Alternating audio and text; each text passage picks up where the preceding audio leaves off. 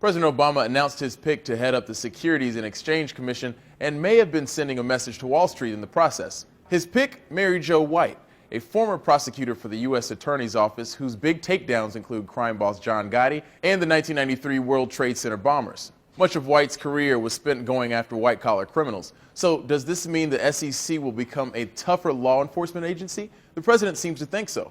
It's not enough to change the law. We also need cops on the beat to enforce the law.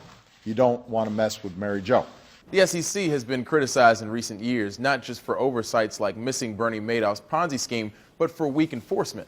A Forbes writer characterized the SEC's enforcement model as accusing a firm of wrongdoing, extracting a settlement and a promise never to do it again, and repeating. If you're a giant financial services company or even a mid-sized one, would that process really scare you or prevent you from breaking the rules? White is supposed to change all of that, giving the SEC the teeth it needs to restore investor confidence. And as I talk to a lot of people in the legal and regulatory communities, the word that comes up the most is that she's fair. Fair because she's seen both sides. The New York Times reports since leaving the U.S. Attorney's Office, she's actually been defending big names on Wall Street, including Kenneth D. Lewis, a former head of Bank of America. She also represented J.P. Morgan Chase and the board of Morgan Stanley.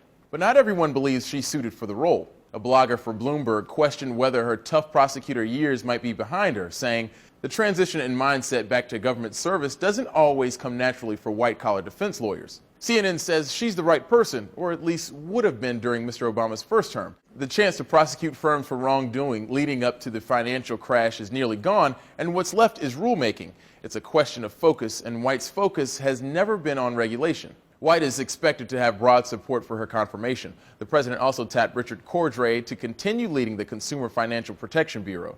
For Newsy, I'm Christian Bryant.